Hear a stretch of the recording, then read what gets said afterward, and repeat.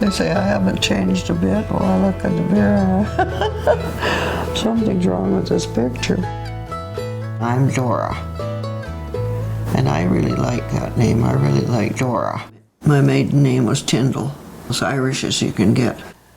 Because there's a whole string of 7 girls, they were very careful. They only gave us one name.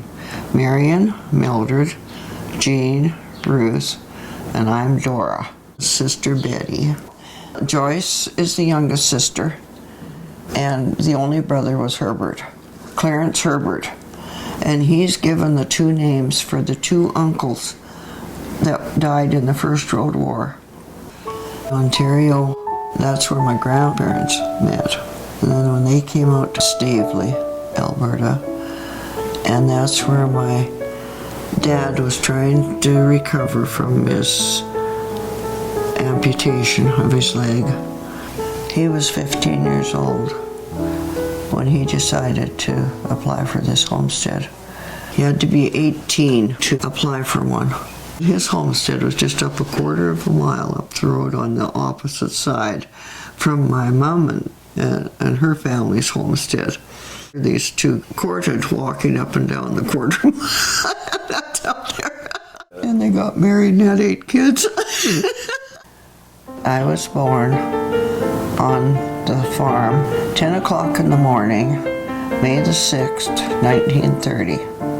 The 4 older sisters that I had got sent out to the field to tell Daddy, and they were so excited they were almost wetting themselves. You have something to tell me? Oh yes, Daddy, we have a new baby sister.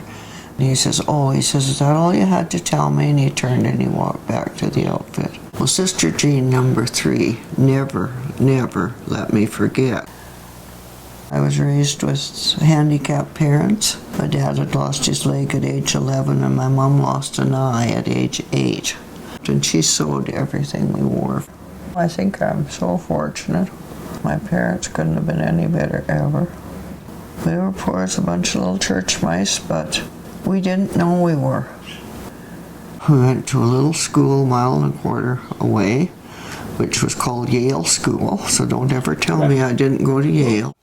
I was not very happy with school at all, and I don't think I was doing as well as I might have when this Jean McKay rescued me at the proper time from my downturn. Encouraged me, and I really did well from then on. She was the one that gave me a 1-year diary, and I've been keeping a diary, my journal, ever since. I remember softball, Dad would bat the ball out for us to chase and catch and all this. He put a dam in across the Cooley Network, put in a skating shack, and everything needed for us to ice skate. The neighbors came for miles around. And this is one of the special memories of my childhood. He had just learned how to ice skate when he lost his leg. It was very, very important for his little women to learn how to skate. After the Yale school closed, we were bused out to a school further away called Harmony. And that's where we took high school, and then, up to grade 9. Many, many, many happy memories and hard work. We learned how to work early and hard. In 1942, we had a bumper crop, and I was helping my dad put up the bundle feed. And he pitched the bundles up to me. Somehow, I lost it, and I fell all the way down. I slid all the way down the hay crop and crashed into the manger below. And I should have been killed. I really should have. I landed with a thud. Next that I knew, I was laid out on the kitchen floor. There was blood all over. And Dr. Mom was patching me up and putting me together again. And so I recouped from that and managed to stay alive. The janitor work at the little Yale school My sister and I took that on, $7.50 a month. And we had to save our money for 2 months before we could get these brown tweed coats matching out of Eaton's catalog. That was Sister Betty. She's the younger one. And we just grew up in each other's pockets. I worked out at a lot of places doing housework for quite a few people over the years. When a new baby was born, they needed a little bit of help. I cooked and did everything for the man while his wife was in the hospital, because back then you got kept in for 2 weeks when you had a baby. I stayed home to help Dad, and I stayed a single girl until I met Schmeelke. I worked at Ted and Vinnie Carlson's, and Vinnie was into this amity club that they had. And she would never, ever go to a meeting and leave me home. Leith would bring his mother, Carrie, to the meeting, and I got glimpses of him then. I thought, how do I go about meeting this guy? I knew that Carrie Schmeelke wasn't very good. So I said to Joyce, I says, come on, we're going to take flowers to Vinnie and Carrie. We delivered these flowers, and Carrie insisted that we stop and have supper. And Leith took us into the living room, and he wanted to play some old-time music for us. After that, he came down to the Tindalls, totally unannounced. Of course, no phone. And before he left that night, he asked me if I'd like to go to the movie the next night. So that was the 31st of December, 54. Well, first night we were out for a date, he pulls into the yard, and of course we're sitting there talking, and my dad got anxious, of course, protecting his little women. He comes out and shines the flashlight at Leith's face over here and mine over there. I says, oh my Dad, I was just so embarrassed. So after that we did our parking and sparking up the road.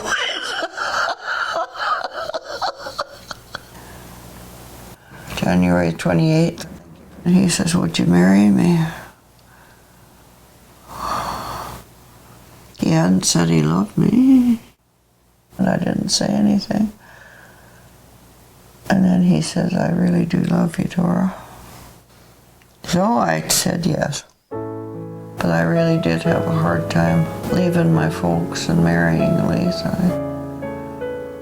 And then Mom assured me that Joyce and Herb were there yet. I got a ride up with neighbors to Calgary. Mildred was the one that went shopping for my wedding dress with me. Got married June the 3rd, 55 at the Central United Church in Calgary. One's in a blue dress, the other's in a pink dress. But I had my white dress. Leith was well dressed with a suit and a tie. His dad died the year before we were married on Mother's Day. And he was a wonderful person. But, oh, his mom, we were moving into her house. Everywhere we went, didn't matter where we were, what we were doing, she always had to have the middle seat next to Leith. She didn't need transfusions about every 6 weeks or so. It just happened to be that she was in that state the day we got married. The wedding was at 2:30, and then we could take her to the hospital and put her in at 4. Everything was smooth till we got to the hospital and there was no bed. We had to have her with us for supper in the evening and then overnight. Well, I survived and I could still laugh about it. I teased Leith unmercifully. I said, you never would have got married. I said, if it hadn't been that you needed help with your mom. And he really did, too. We got home from our honeymoon on the 6th of June, 55. And going into the house, they says, oh, no, just a minute here. You had to pack me in over the threshold, you know. And through the back door. It's really a cramped back porch. 2 doors to negotiate. Good thing I was a skinny, thin girl then. Whatever it takes, you know. So that's what we lived with for the first 6.5 years of our life. I loved Auntie Laura so much. Aunt Josie was a sweetheart too. They were the ones hounding Leith. If you don't do something about it, the Schmeelke name is going to disappear. I just often think, can they look down and see what's happened with the Schmeelke name? 7 grandsons. And of course my Colby, she's my one and only granddaughter. I had a very hard time carrying a baby. And I'd had 8 miscarriages before I had Laura. Right at the critical time for me, somehow or other we got Mom shifted off and we managed to get through. Dr. Cozio says, and when is this baby going to be born? I said, it's about the 17th of June. He thought differently. And I said, Dr. Cozio, I was there when this started and you weren't. I missed it by 2 days. And I said, see? My Laura Eula child. Oh, she was a real dolly. Yeah, this head of hair. Dr. Allman told Mom, this is going to be a tall girl. And that was me. And Dr. Cozio, she's going to be a tall girl. It was so special. And Leith getting up every night, make sure she was covered. And he says, how old will she be before she can keep her covers on? She'd line up her dollies on the coffee table and she'd teach school. She was 3 years old. In due time, along comes Bill. He was supposed to be an October baby and he was a September baby. And then Glenn did it the other way around. He was supposed to be about February and he was March. Glenn used to, when he started school in grade 1, and he'd get off the school bus and come in, always had their snack on the table for them. And the other 2 would stop for their snack and Glenn wouldn't have his snack till he came and found me. All music we raised with that. My grandma had this old organ, this pedal organ, and he created that up. They brought it west from Ontario. And then the piano. It was going to be put into the Catholic Church, and Dad got it just a minute before they were going to do that and bought it. Leith liked accordion music.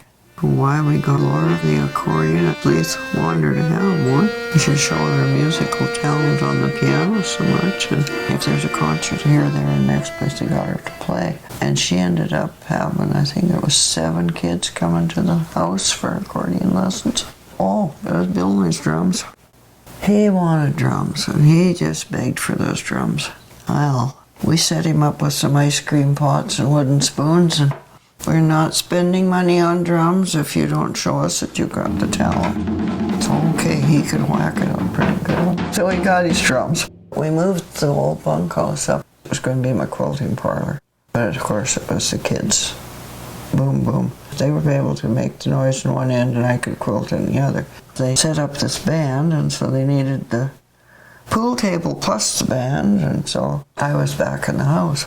Those were the years that I made more muffins, more cookies, more than anybody in Alberta, because I had all these Hollow Lake boys coming to play pool, and then when the band got going, well, it was the 2 groups.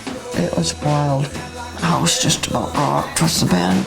But those were good years. Just about every one of those boys' parents phoned me. And have stopped me on the street and told me so many times how much they appreciated us doing what we did. They knew their kids were there. They were with us. Lisa would go to Lethbridge, and whenever comes out of Lethbridge, she ought to bag it some kind of chewy sweets. The diabetic thing hit him after our children were born, but we adjusted. We adjusted. I came home from somewhere to find him laid out on the couch in the sun porch, looking like death warmed over. But he was out trimming the apple trees. He passed out. And he told me afterwards that the Lord wanted him to go. But he pleaded that he wanted to spend more time with me. At the end of his life, he got so he couldn't remember how long we'd been married. I know we've been married 45 years. How many more? Well, we've got 48 years nailed down. And he says, well, 48 years is really good, Mom, but he says this 49th is sure a bear. And I said, yeah, I know, sweetheart. If you hear that call again, I said, you go.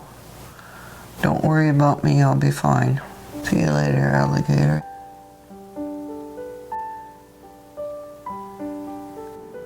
I've tried to count my many blessings. To be so fortunate as to be still here, and sure I hurt, but I'm able to do what I can do. And tolerance and patience and appreciation. You appreciate what you've done, what you haven't done even. Oh gosh, it's been many, many memories. It's all good, the way it should be. Yeah. Joyce, do you know how springtime in the Rockies?